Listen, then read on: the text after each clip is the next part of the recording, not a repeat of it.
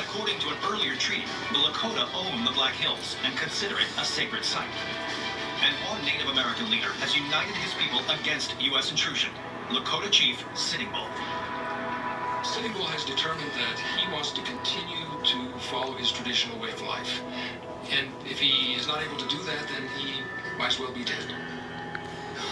When the tribe refuses to vacate its ancestral land, federal troops prepare to seize the Black Hills by force. Leading the charge are General Alfred Terry and the seasoned Civil War veteran, Lieutenant Colonel George Armstrong Custer. George Armstrong Custer is an Army officer who does love battle. He mentioned one time that he would fight a battle every day if he had that choice in his life. In May, Custer and Terry get word that a large party of Sioux warriors is gathering near the headwaters of the Little Bighorn River. So the two leaders devise a plan to quell Sitting Bull's rebellion.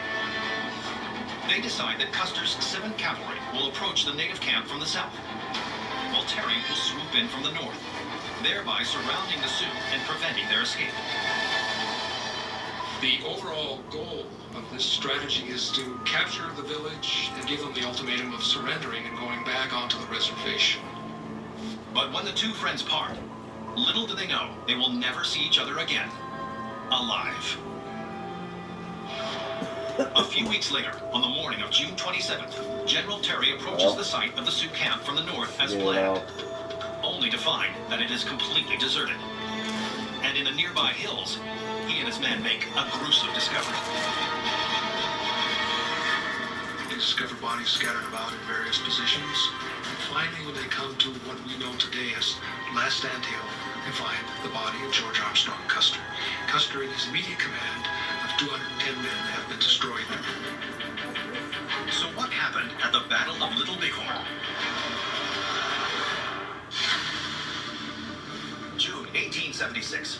War is raging between the United States and the Lakota Sioux tribe of the Northern Plains. Lieutenant Colonel George Armstrong Custer has been ordered to approach a Sioux encampment at the Little Bighorn River from the south. Meanwhile, his commanding officer, General Terry, will approach from the north. Together, their troops will ambush the Sioux. But when General Terry arrives, he encounters a shocking scene. Custer and his entire 210-man cavalry have been slaughtered. So what happened to Custer and his men? In an ensuing investigation, the U.S. Army determines that Custer arrived at the Sioux encampment before Terry's troops were in position. And thinking that the natives numbered only a few hundred, took the rash decision to lead the attack on his own. Custer just did not have a complete intelligence report. It turns out that the warrior force was actually closer to 1,500 warriors. With Custer's men outnumbered more than 7 to 1, his troops were massacred in less than an hour. Oh shit. That's partly why I told you to come in and... Custer's body was eventually found at the top of what is now known as Last Stand Hill. All around him were his fallen comrades and these shell casings.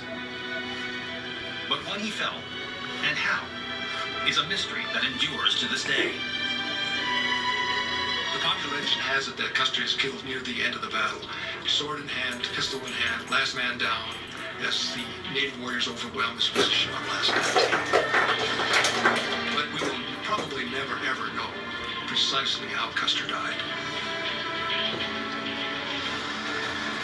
Today, at the Little Bighorn National Monument, these antique shell casings help to preserve the memory of the bloody battle known as Custer's Last Stand.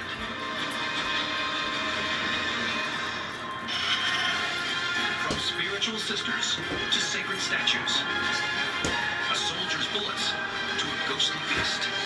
I'm Don Wildman, and these are the mysteries at the museum.